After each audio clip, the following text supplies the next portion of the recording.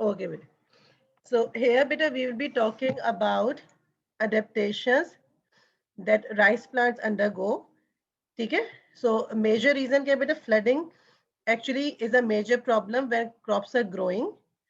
और flooding की वजह से बेटा the problem is that water level is rising, and as the water level is rising, it is covering different parts of the plant. And then what problems can a plant undergo is that बेटा उसको oxygen receive करने में भी problem होगा. It will not be able to better carry out aerobic respiration, as well as better it will not get carbon dioxide also, because at the same time अगर plant पानी में submerge है तो leaves भी submerged हो सकते हैं. तो उस केस में क्या होगा बेटा, photosynthesis भी नहीं होगी. तो प्रॉब्लम क्या हो रहा है बेटे, फोटोसिंथेसिस की वजह से ठीक है एनर्जी ग्लूकोज नहीं बन रहे. ठीक है, and at the same time बेटे they can not use that glucose for aerobic respiration also, तो एटीपी भी नहीं बनेगा. ठीक है. अब these gases actually बेटे when they are in water Yes, ma'am. they are less readily available. ठीक है, they diffuse very slowly in the liquid. तो अब plants इस प्रॉब्लम को ओवरकम करने के लिए what they do बेटे, they have several adaptations. ठीक है, so let's see बेटे how they survive and grow in a waterlogged condition. So this is a picture of a rice plant, क्योंकि बेटा यहाँ पे देखो इसी तरह की कंडीशन में ग्रोथ. So let's see बेटा इसमें क्या adaptations होती हैं. Okay then. अब for this बेटा, because remember we were talking about कि plant को ऑक्सीजन भी नहीं मिल रही है. ठीक है, और प्रॉब्लम हो रहा है कार्बन डाइऑक्साइड रिसीव करने के अंदर भी. ठीक है, सो बोथ आपका जो एरोबिक रेस्पिरेशन है वो भी सफर कर रहा है, as well as photosynthesis also suffering. So plant actually बेटा अंडरगोज अल्कोहल फर्मेंटेशन या इथेनॉल फर्मेंटेशन. रीजन बीइंग बेटा एटीपी तो चाहिए इन एनी केस, प्लांट के अंदर भी मेटाबॉलिक फंक्शंस हो रहे हैं, तो एटीपी तो हर हाल में चाहिए. तो इथेनॉल फर्मेंटेशन की वजह से ATP will be form but in lesser amount. ठीक है, so what will happen बेटा because of this, because अब ethanol will keep on forming, because अब ऑक्सीजन भी नहीं मिल रही है, कार्बन डाइऑक्साइड भी नहीं है, तो this ethanol level बेटा will keep on rising. But plants actually बेटा can they can actually tolerate this higher level of ethanol. So they have these adaptations. So toxic ethanol level will be produced. It will keep on building in the plant tissue and it can cause damage also. Okay? But rice plants, they can tolerate high level of toxic ethanol as compared to other plants. Uska reason kya hai, how can they tolerate it? They produce a special enzyme which is known as ethanol dehydrogenase. Okay? So ethanol dehydrogenase actually will help in breaking down ethanol. तो जो भी toxic ethanol वहां पे accumulate होता जा रहा है बेटे, this enzyme will help in breaking it down. ठीक है, so this is special adaptation of rice plants. Is this clear बेटे? Yes, ma'am. ठीक है. अब बिकॉज ऑफ दैट बेटे, so rice plants they can easily then carry out an aerobic respiration. ठीक है, उसका रीजन क्या है, क्योंकि डेफिनेटली इथेनॉल बनेगा. ठीक है, दे विल ऑल्सो गेट बेटा carbon dioxide as well, but this ethanol will not be accumulated, because अगर ज्यादा एक्यूमुलेट होना शुरू हो जाएगा तो ethanol dehydrogenase will break it down. ठीक है बेटे, and this is what will cause these organisms or these plants to survive and actively grow in waterlogged environment. Got it बेटे? So इसकी जो basic adaptation है, it is this enzyme. Okay then. ठीक है, तो अभी तो हम बात कर रहे थे anaerobic conditions में क्या हो रहा है राइस प्लांट्स के साथ. Let's talk about बेटे what happens कि उसमें aerobic adaptation क्या हो रही है. So some types of rice plants show an increased rate of upward growth. ठीक है, so if you बेटे look back at this diagram, ठीक है, तो इनकी upward growth जो है बेटे ये बढ़ना शुरू हो जाती है. So how is this happening? ठीक है, and it happens away from the water line. The leaves remain above the water. So it means better the ones which are above the water, they will be able to access oxygen as well as carbon dioxide. Okay, so both of these gases will diffuse through the stomata, right? So अब gases तो enter हो गई हैं plant के अंदर. Then right plant also has parenchyma tissue. Okay, this is also like an adaptation for rice plants, and this tissue is present in the stems and in the roots. So this tissue has useful air spaces. ठीक है, अब what happens in these air spaces, it allows the gases that enter to the stomata, जो stomata में gases enter हुई हैं आपके oxygen and carbon dioxide, they can then diffuse to other parts of the plant which are above and under the water. ठीक है, तो stem are above the water, roots are under the water. So इस parenchyma tissue के अंदर these gases can easily diffuse. Got it बेटे? Yes, ma'am. So oxygen and carbon dioxide can then therefore be held in this tissue even when underwater and can be transferred from parts of the plant that has access to air. So whenever required बेटा जहाँ अगर root में जरूरत होगी तो एरेनकाइमल tissue से root में transfer हो जाएगी. So these are the aerobic adaptations of rice plants. जब हमने anaerobic adaptations की बात की थी, so we talked about बेटा this enzyme ethanol dehydrogenase, इसकी बात की थी हमने, ठीक है. और हम जब aerobic adaptations की बात करें बेटे तो they have this erenchyma tissue, ठीक है बेटे. So these are the two adaptations. और यहाँ आपको दिखाया इन्होंने erenchyma tissue, so you can बेटा have a look at the air spaces also. So let's just point here बेटे. So there are lots of air spaces here. ठीक है. So stomata के through जो अगर gases diffuse हो भी नहीं है बेटे, they can actually stay here and wherever required they will move out then. Is this clear बेटे? Yes, ma'am. ठीक है. So again वो एग्जाम में आपसे क्योंकि again बेटे ऐसे टाइप में इसका क्वेश्चन अक्सर आ भी जाता है. So they can ask you के how or why farmers would grow rice plants and paddies. ठीक है, क्योंकि ये इंटेंशनली किया जा रहा है. एक तो फ्लड की वजह से अगर एक नेशनल डिजास्टर की वजह से फ्लडिंग हो रही है तो वो ठीक है, बट यहाँ पे तो जानबूझ के फार्मर्स इसको फ्लडिंग करके पैडीज के अंदर ग्रो कर रहे हैं. तो उसका रीजन क्या है बेटे? It growing rice in these conditions actually increases the yield. How it is happening बेटे? The plant or weeds that would usually be competitors for nutrients and light are unable to survive in these conditions. क्योंकि अब उस जगह पे अगर वो पूरा area ही water locked है तो बाकी जो प्लांट्स है वो तो सर्वाइव नहीं कर पाएंगे क्योंकि उनके अंदर तो एडेप्टेशन है नहीं. तो राइस प्लांट्स के पास they will have more resources for growth then, ठीक है, because it has the special resources. उसमें इथेनॉल डिहाइड्रोजिनेस है and then it has aerenchyma. So because of these adaptation बेटे rice plant will have more favorable environment to grow. ठीक है, तो उसके पास competitors कम होंगे. ठीक है. So this is why it is done intentionally. Is this clear बेटे? Yes, ma'am. ठीक है. तो अब हमारा ये चैप्टर कंप्लीट हो गया बेटे. So let's move on to the past papers. और फिर एक मैंने पेपर 5 का भी क्वेश्चन निकाला है इसका रेस्पिरेशन का, तो विल सॉल्व दैट आल्सो. चलिए बेटा let's begin. So let's start with the questions. अच्छा, let's look at question number 1. ठीक है बेटा, इसमें मिक्स है, P4 के भी हैं, P5 के भी हैं. सो let's start with this one. अच्छा, so they are saying during a sporting event an athlete carries out respiration in aerobic conditions. ठीक है. So clearly we have been told कि aerobic conditions में activities हो रही हैं. This table states the precise locations within a muscle cell of glycolysis. Okay, the link reaction, the Krebs cycle and the oxidative phosphorylation. So you have to tell कि बेटा ये सारे processes, ठीक है, मसल सेल के अंदर किन किन जगहों पर हो रहे हैं. So we have to give the precise location. So 2 marks है बेटे इसके. So glycolysis की exact location क्या है बेटे सेल के अंदर? Cytoplasm cell. Good. ठीक है. So cytoplasm हो गया. ठीक है. So we'll write these here and then we'll tell you from the answer key also. अच्छा बेटा, what about the link reaction? Where do you think this takes place? Mitochondrial matrix. ठीक है. तो मैं अभी शॉर्ट में भी मैं MM करके लिख देती हूँ. What about Krebs cycle? Mitochondrial matrix. And oxidative phosphorylation? Inner membrane of mitochondria. Inner mitochondrial membrane. ठीक है. So let's just quickly बेटा टैली भी कर लेते हैं साथ साथ. So we are sure कि हम लोग सही आंसर्स दे रहे हैं. ठीक है. So the first one, ठीक है, cytoplasm. You can write cytosol or sarcoplasm, but ठीक है, cytoplasm is correct. Mitochondrial matrix for both link reaction Krebs cycle and inner mitochondrial matrix, yeah, Christie. Good बेटे, full 2 marks. Okay. Now the question is, in the muscle cell, molecules of glucose are phosphorylated at the start of glycolysis. Suggest why the phosphorylated glucose molecules cannot diffuse out of the cell. अब 2 marks का बेटे. तो think about something about the plasma membrane की किसी property के बारे में भी सोचो. Then glucose molecules के think about the size also, कुछ relate करो अगर. Ma'am, there are no specific channels for the glucose to move out. ठीक है.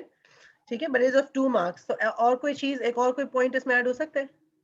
It is used up as soon as it is formed. Okay, ठीक है. Let's just tell you. So ठीक है. So first one, ठीक है. So you said there is no specific channel. ठीक है. And you can write about the size also बेटे, because glucose molecules are big enough.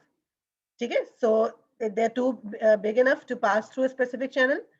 ठीक है, then you can write about polar, क्योंकि वो hydrophilic है, ठीक है। एंड तो आपके 2 पॉइंट्स यहाँ पर हो जाएंगे। एक तो तुमने लिख बोला ना कि दोनों स्पेसिफिक चैनल, और फॉस्फोराइलेटेड ग्लूकोज का देन यू सेड कि it will be used up, ये वो भी सही क्योंकि it has become reactive now. तो जस्ट लुक एट दिस, इसमें से हमें 2 लिखना है, ठीक है। So just have a go through this.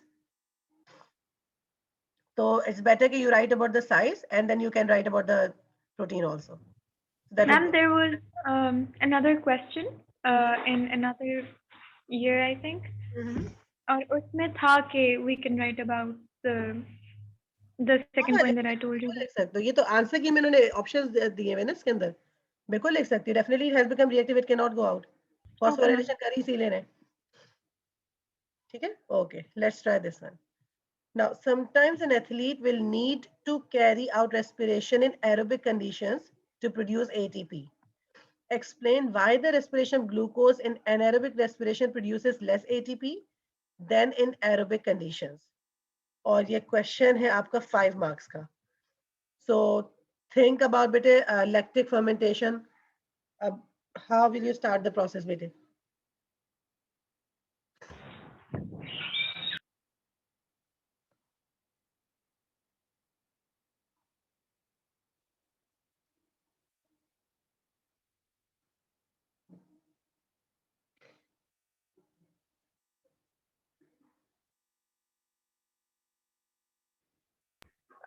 Ma'am, there's only glycolysis happening in anaerobic condition.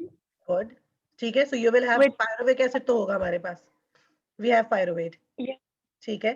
और and the glycolysis में भी not ATP। all of the energy from glucose is used up. Okay, then अब ये 5 marks का है बेटा। अब how will you proceed? ठीक है, you have talked about glycolysis happening in the cytoplasm, तो उसके products भी तुम बता सकती हो। Carbon dioxide is released, we have reduced NADH also, ठीक है। और what else is there? अब आपके 2 molecules of pyruvic acid बन रहे हैं, pyruvate बन रहे हैं, ठीक है। अब उसको अब बाद में, क्योंकि बेटा we have to relate it to anaerobic conditions as well, तो अब ठीक है, let's see आंसर किसे देखना है, ठीक है। सो देखो फर्स्ट स्टेप, क्योंकि 5 मार्क्स है बेटे, सो फर्स्ट स्टेप में, ठीक है, क्योंकि anaerobic respiration is the same बेटा, ग्लाइकोलिसिस इज हैपनिंग। तो आपका फर्स्ट पॉइंट ग्लाइकोलिसिस का, then you can talk about कि yes, 2 molecules of net molecules of 2 molecules of ATP are being produced there, ठीक है।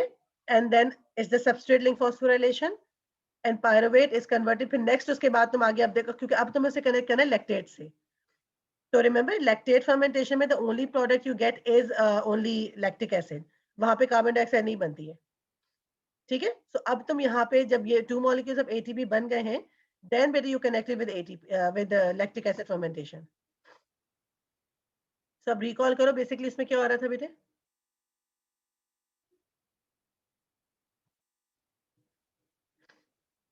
Because जो pyruvate है, it is itself बेटे getting reduced, क्योंकि आपका जो reduced NADH है, उसको ये ऑक्सीजन डंप करनी है, ठीक है। This oxygen is actually being accepted by pyruvate directly.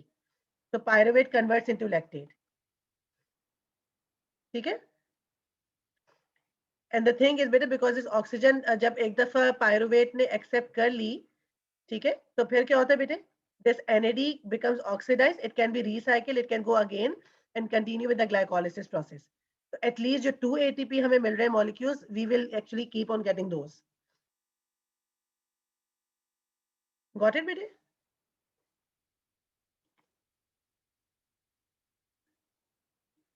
You get it बेटे? Remember?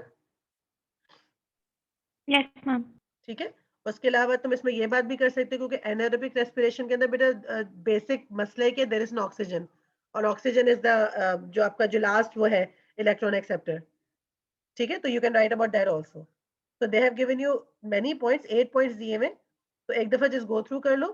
तुम्हें ये कहना है कि तुम्हारा आंसर सीक्वेंस में होना चाहिए, एक लॉजिकल लगना चाहिए, how you are starting, how you are ending your answer, ठीक है बेटे? Yes, ma'am. ठीक है।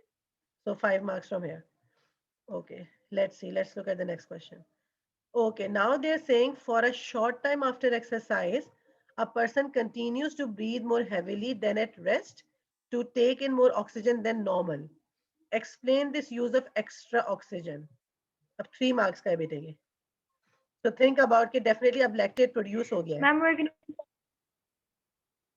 हाँ, तो अब सोचो, अब वो हैवी ब्रीदिंग किस वजह से हो रही है, फिर Mom, we're gonna आपकी आवाज कट रही है we're बेटे। gonna tell about the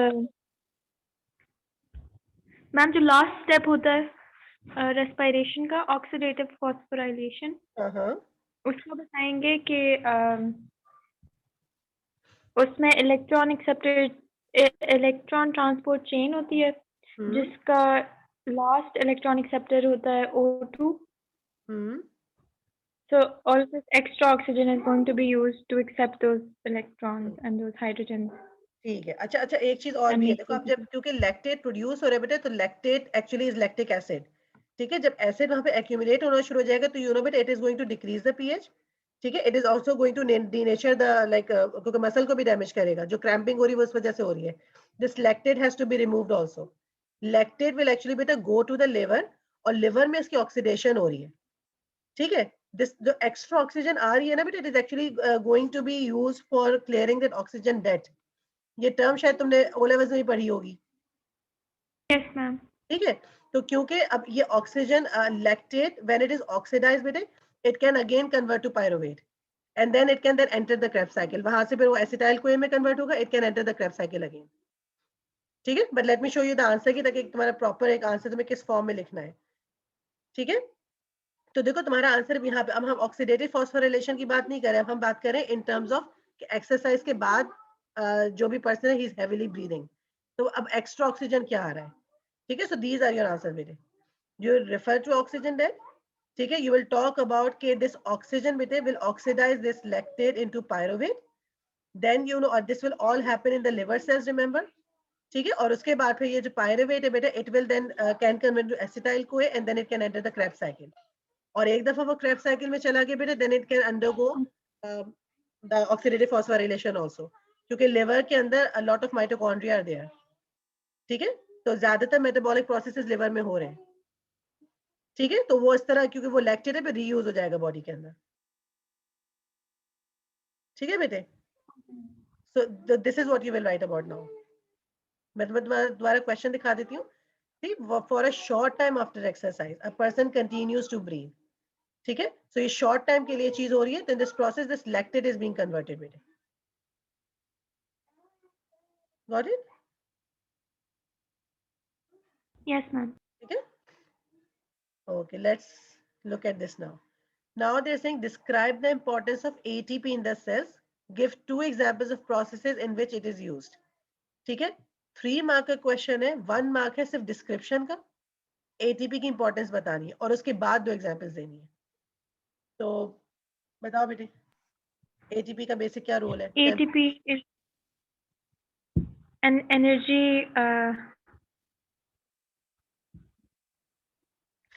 energy currency molecule. और इनकी इसकी 2 एग्जांपल्स होंगी, एक तो active transport and also maybe bioluminescence. Muscle contraction, anabolic processes, catabolic processes सब में चाहिए। ठीक है, बट लेट्स सी इन्होंने क्या हमें ऑप्शंस दिए हैं। ठीक है, सो फर्स्ट एंड फॉरमोस्ट बेटा इट प्रोवाइड्स एनर्जी। ठीक है, तुमने बोला it is used as energy currency. ठीक है, और suitable example any of those, क्योंकि हमें सिर्फ 2 देनी है बेटे। तो protein synthesis, DNA replication, cell movement, active transport, so you can write any 2 of these. Ma'am, they haven't specified कि humans में, so can we write about bioluminescence? नहीं, क्योंकि अब ये तो जनरल उन्होंने सवाल किया हुआ ना इसमें, तो अब ये तो ये क्वेश्चन नंबर 1 में वो उन्होंने पूरे एथलीट के बारे में, अगर वहां रिलेट करते तो एक सेंस भी बनता। इधर तो जनरली अ डिफरेंट क्वेश्चन, तो लिख सकती हो। Okay, ma'am. ठीक है, अच्छा, now this is next, they are saying cells generate ATP by adding phosphate group to ADP. Okay, during the complete oxidation of glucose, cells have 2 ways of doing this. Either they go for substrate level phosphorylation or they go for oxidative phosphorylation. Do you recall बेटा substrate level कौन सी 2 जगहों पर हो रही थी? Ma'am एक glycolysis में हो रही थी हाँ, और and I don't remember the second one. दूसरी बेटा क्रेब्स साइकिल में, ठीक है, क्योंकि ग्लाइकोलिसिस में आपका सबस्ट्रेट है ग्लूकोज और क्रेब्स साइकिल के अंदर भी एसिटाइल को ए है, ठीक है, still it's a 2 carbon compound, ठीक है। तो क्रेब्स साइकिल और ग्लाइकोलिसिस दोनों सबस्ट्रेट लेवल फॉस्फोराइलेशन करा रहे हैं, ठीक है। ऑक्सीडेटिव फॉस्फोराइलेशन के अंदर बेसिकली जो लास्ट आपका था, oxygen is acting as a electron acceptor. अब यहाँ पे बेटा हमें 2 डायग्राम्स दिखाई हैं, लेट मी उसको मैं थोड़ा छोटा कर दूं। सो सी बेटा फिगर 2.1 में दे have shown you an enzyme, ठीक है, और विच इज दिस, इसका जो प्रोडक्ट बन रहा है बेटा वो एटीपी है एंड दिस कोई सबस्ट्रेट उसके साथ अटैच हुआ है, so we are getting ATP and we are getting a product and they have shown you this process here बेटे, ये इन्होंने दिखाया है आपको ऑक्सीडेटिव फॉस्फोराइलेशन का प्रोसेस, ठीक है। So this is ATP synthase and ATP is being produced. So एक ये प्रोसेस दिखा है एटीपी प्रोडक्शन का और एक ये दिखा है। So now they are saying state precisely where these two processes occur in the cell. तो ये already हमने अभी इनफैक्ट क्वेश्चन डिस्कस होने से पहले ही हमने डिस्कस कर लिया कि सबस्ट्रेट लेवल कौन सी 2 जगहों पर हो रही है, ठीक है। So it's there in glycolysis और क्रेब्स साइकिल। और ऑक्सीडेटिव फॉस्फोराइलेशन किस जगह पर होती है बेटे, ये पर्टिकुलरली किस जगह पर हो रही है ma'am? inner membrane of mitochondria, ठीक है। सो सी बेटा आंसर भी टैली कर लो और ये, ठीक है। क्रेब्स साइकिल लिख रहे हैं तो because they were saying precise location, तो हमें फिर ये भी लिखना है साथ, cytoplasm in glycolysis and mitochondrial matrix in Krebs cycle and inner mitochondrial membrane. So इस तरह का क्या आंसर लिखना है? okay ma'am. Let's look at the next part. Okay, now they are saying compare the relative amount of ATP produced by the two processes when a molecule of glucose is completely oxidized by the two processes. It means they want us to compare both of these with it. कि substrate level phosphorylation में जो ATP बन रहा है और oxidative phosphorylation में जो ATP बन रहा है, so you are going to compare those now. So एक जनरल अमाउंट के तुम्हें के कितना एटीपी उसमें बनता है और कितना इसमें बनता है? Ma'am, 2 molecules of ATP are formed in glycolysis, and I think 28 are formed in oxidative phosphorylation. हाँ, अराउंड एक रेंज है, ठीक है। सो अच्छा, अभी 2 जो थे मेरे 2 ग्लाइकोलिसिस में बन रहे थे, उसके अलावा क्रेब्स साइकिल में भी तो बन रहे थे ATP.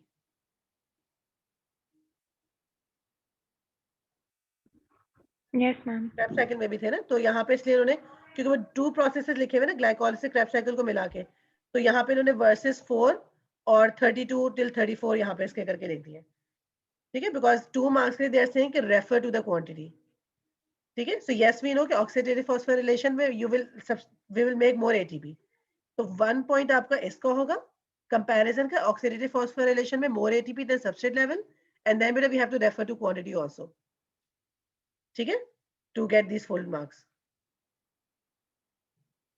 Okay, let's look at the next one. Okay, only substrate level phosphorylation is possible in the absence of oxygen. Okay, explain why oxidative phosphorylation is not possible in the absence of oxygen. 3 marks ka bhi. Ma'am, because oxygen acts as a final electron acceptor in oxidative phosphorylation. ठीक है, ये तो एक point हो गया, ठीक है। अब हमें 2 पॉइंट्स और देखने, तो हमें ये इसके बारे में भी कुछ लिखोगी सबस्ट्रेट लेवल के बारे में, मतलब हमें ये लाइन उन्होंने दी है, Oxygen is not required in glycolysis. तो ETC में जैसे तुम लिख रही हो oxygen is accepted, but then you can talk about then बेटे के वो जो रिडक्शन थी NAD जो आपका रिड्यूस हुआ था, ठीक है, बिकॉज अगर वो इस केस के अंदर, फिर go back to the question first. अच्छा बेटे, जैसे से ना only substrate level phosphorylation is possible and explain why oxidative phosphorylation is not possible. So the thing is बेटे सबस्ट्रेट लेवल में जो NAD हमारा रिड्यूस हुआ था बेटे, this hydrogen has to be taken to oxidative phosphorylation, ठीक है, because they have to be actually dumped there. Similarly जो FAD आपका बन रहा था, FADH2 जो Krebs cycle में बन रहा था, ठीक है, so these both of these beta have to be actually dumped also. So if it is not possible in absence of oxygen, ठीक है, क्योंकि ये सारे processes आपके वहां पर हो रहे थे, मैट्रिक्स में हो रहे हैं, then it's going taking you to the inner mitochondrial membrane. सो यहाँ पे आप इलेक्ट्रॉन ट्रांसपोर्ट चेन के बारे में भी लिख सकती हो, क्योंकि जब तक ये हाइड्रोजन ही नहीं होगी बेटा, it will not split into proton and electron. तो रिमेंबर वो इलेक्ट्रॉन वाज एक्चुअली लीविंग, ठीक है, from one transport chain to the next, और उसकी वजह से proton was going into the intermembrane space. Got it, and then it was coming back into the because through the that ATP synthase, ATP was being formed. तो वो सारे points पे यहाँ पे लिखने पड़ेंगे, क्योंकि 3 मार्क्स है बेटा, तो Yes, जस्टिफाई ma'am. करना है आंसर पूरा. Just have a look at this. Because of that, it requires proton gradient through ETC. With no oxygen, ETC will not occur. Definitely बेटा उस केस में ऑक्सीजन के एक्सेप्टर बन ही नहीं सकता, क्योंकि इलेक्ट्रॉन्स ही नहीं फ्लो हो रहे. ठीक है, कोई इलेक्ट्रॉन फ्लो हो रहे हैं, उसी इलेक्ट्रॉन को तो एक्सेप्ट कर रहा है ऑक्सीजन, तो ये प्रोसेस स्टॉप हो जाएगा. Then you can write about that NAD, because NAD में से जब H रिमूव हो रहा है तो बेटा we are getting the oxidized form of NAD, and this oxidized form of NAD या FAD विल एक्चुअली बेटा गो बैक टू द, क्योंकि तो ग्लाइकोलिसिस से इसका सारा प्रोसेस शुरू हो गया था, ग्लाइकोलिसिस से ही इनकी रिडक्शन शुरू हो रही थी. तो जब ये इसके अंदर से H रिमूव ही नहीं होगा तो they can not go back into the system also. Are you getting it बेटे? Yes, ma'am. ठीक है. सो ठीक है, अभी हम डिस्कस करते हैं. मैं तुम्हें दोनों मार्किंग की और एग्जाम क्वेश्चन पेपर दोनों भेजूंगी, तो अच्छे से ना एक दफा तो बस बेशक डाउनलोड करके प्रिंट करके उसको सॉल्व करना बेटे. अच्छा, now they are saying it shows a molecule of ATP. So बेटे क्लियरली हमें नजर आ रहा है यहाँ पे, ये न्यूक्लियोटाइड है, pentose sugar and its phosphate. So they are saying describe main structural features of the molecule. 3 marks का है बेटे. तो अब ना बताओ न्यूक्लियोटाइड का नाम क्या है, शुगर किस किस्म की शुगर है, पेंटोज के कितने वो है, सॉरी फॉस्फेट के कितने मॉलिक्यूल्स अटैच्ड है साथ, तो वो डिटेल में Ma'am, आपको can यहाँ you लिखनी है. scroll up? जी बेटे ATP है ना, तो Okay. दैट्स हाँ, So स्ट्रक्चर adenosine, फीचर्स बता. हाँ there's a ribose sugar ठीक है, and pentose 3 sugar which is phosphate ribose. groups are attached. ठीक है, लेट्स सी अब 3 मार्क्स में. So they are asking you, ठीक है, अ न्यूक्लियोटाइड विद 3 फॉस्फेट शुगर्स. अच्छा ठीक है, 5 मिनट्स बाद बेटा आई एंड दिस मीटिंग में दोबारा स्टार्ट करूंगी फिर. ठीक है, 3 फॉस्फेट शुगर आपने Okay. जिक्र किया. ठीक है, न्यूक्लियोटाइड जिक्र करी हो तो उसमें you can write about the name also, adenine. Pentose sugar you have said, ribose भी वी कैन यूज. तो ठीक है, they have given us lot of options, तो उसमें से आप इजीली लेकर आ सकते हैं मेरे 3 points. Okay, let's look at the next one.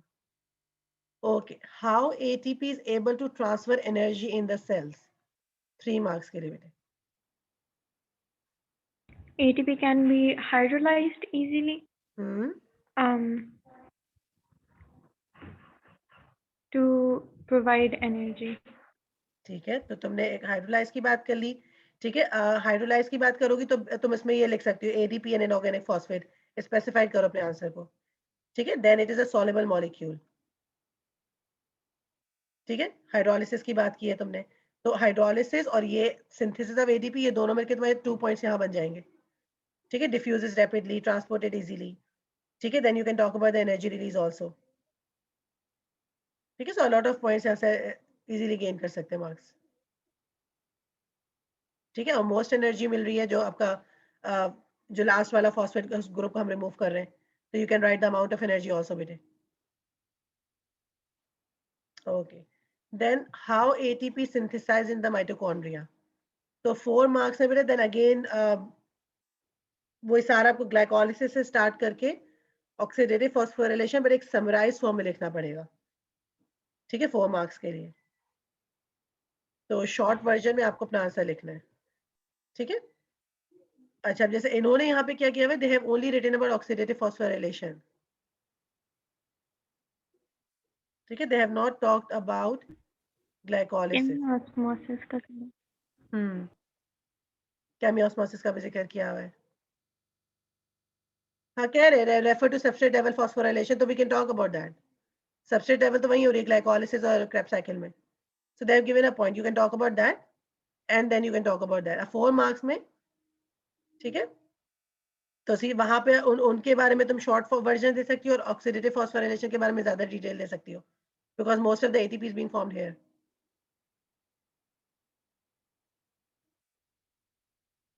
Okay, let's look at this one. So this is a diagram of Krebs cycle. 2-carbon acetyl group enters the cycle by combining with the molecule of oxaloacetate. So we can see this here, beta, ये oxaloacetate है. This is acetyl coenzyme A. A molecule of citrate is formed, so which is this beta, which is decarboxylated and dehydrogenated to regenerate oxaloacetate. ठीक है, decarboxylated का क्या मतलब है बेटे? Carbon dioxide is removed. और dehydrogenated? Hydrogen is removed. Okay, so they're saying the letter P to V are steps in the cycle, and explain what is meant by the following terms. So first, decarboxylation, dehydrogenation, you have already told me, for 2 marks. Then they're saying using the letters in the cycle state where decarboxylation is taking place. जी बेटे, decarboxylation. अब ये symbols को देखो, alphabets को देख के बताओ कि कहाँ लग रही है तुम्हें, किस किस जगह पर हो रही है. Ma'am, P पे. ठीक है. Is it only And P? then P और Q. P और Q पे हो रही है. ठीक है. So let's keep on telling the answers also. ठीक है. So it's P and Q. So दोनों लिखेंगे तो we are getting full mark here. Okay. Next they're asking, the figure shows that fatty acids can be converted into acetyl coenzyme A by a process known as oxidation. Both this process and Krebs cycle require NAD. The hydrogen atoms released reduce the NAD molecules. State the number of reduced NAD molecules that are formed in the Krebs cycle from one acetyl group that enters the cycle from acetyl CoA. From one acetyl group it is. So diagram को भी अगर refer तुम करो. 3 ma'am. 3 बनते हैं. ठीक है. So let's just see, and it's 3. ठीक है. So accurate answer चाहिए. Okay, good. Okay, then for 5 marks, but state where the reduced NAD molecules are reoxidized and describe what happens to the hydrogen atoms. इसमें ma'am हम oxidative phosphorylation का बताएंगे. हाँ, वो चीज तो तुम सेकंड पार्ट के लिए बताओगे. ठीक है, बट वेयर दे आर रीऑक्सीडाइज्ड, तो ये चीज इसका भी जिक्र करोगी ना, स्टार्ट ऐसे करोगी.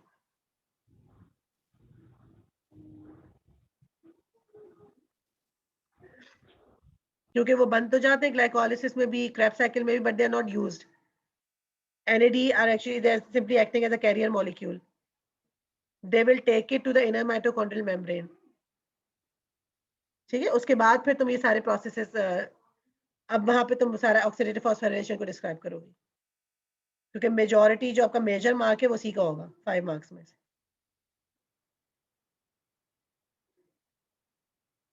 ठीक है, तो हम ऑलरेडी डिस्कस कर चुके हैं ऑक्सीडेटिव फॉस्फोराइलेशन, बट ठीक है. सो स्टार्ट विद दिस बेटे कि it will start from here. तो यू कैन स्टार्ट योर, जैसे क्योंकि अगर ऐसे टाइप भी है तो तुम स्टार्ट कर सकते हो कि जो रिड्यूस NAD है बेटा, it goes to the inner mitochondrial membrane. ठीक है, देन इट रिलीजेस हाइड्रोजन. ठीक है, if you want you can talk about the enzyme also, और बाकी फिर पूरा तुम्हारा प्रोसेस है ऑक्सीडेटिव फॉस्फोराइलेशन वाला बेटे. गॉट इट बेटे? Yes ma'am. Okay, let's look at the next one. And then describe the role of reduced NAD in respiring yeast cells in the absence of oxygen. So इधर बेटा हमें बात करनी है ethanol fermentation की. तो वो वाला प्रोसेस आप रिकॉल करो.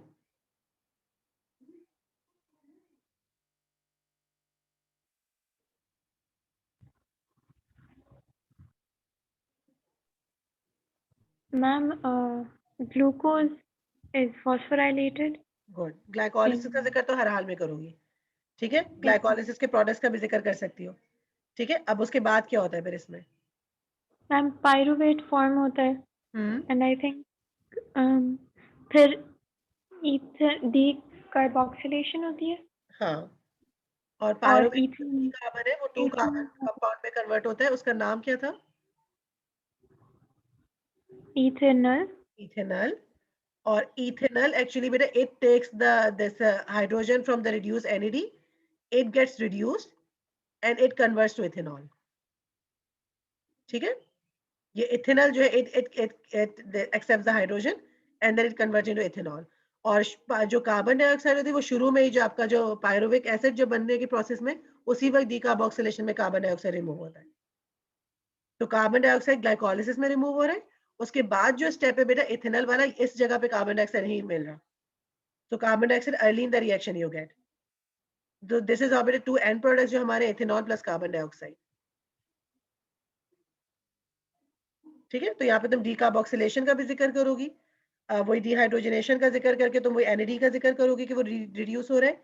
Then you can also say कि बेटा कि once this ethanol accepts this hydrogen and becomes reduced, NAD becomes oxidized again, and then it can be again, it can go to the glycolysis process. ठीक है बेटे, क्योंकि 4 marks में detail नहीं पड़ेगी, but let's see, let's look at the answer.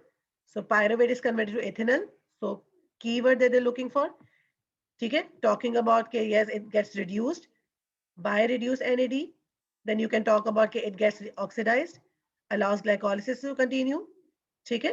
अब enzyme का नाम अगर यूज करना चाह रहे हो तो बिल्कुल यूज करो, ethanol is form, so these are the keywords that they are looking for, ठीक है, फॉर 4 marks.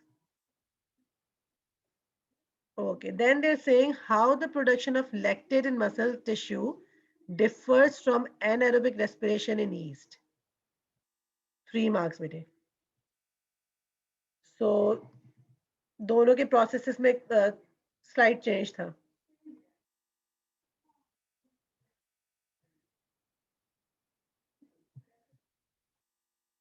मैम एक में इथेनॉल फर्मेंटेशन हो रही है और एक लैक्टिक फर्मेंटेशन हो रही है।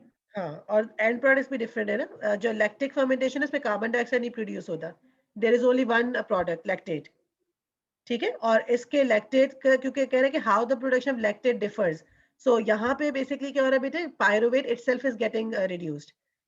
जो आपका पायरुविक एसिड बना है वहां पे या पायरुवेट बना है बेटे, इट एक्सेप्ट्स द हाइड्रोजन, जो NAD जो आपका रिड्यूस हुआ हुआ है, ठीक है, इसकी जो हाइड्रोजन है pyruvate itself accepts that, pyruvates become reduced, और पायरुवेट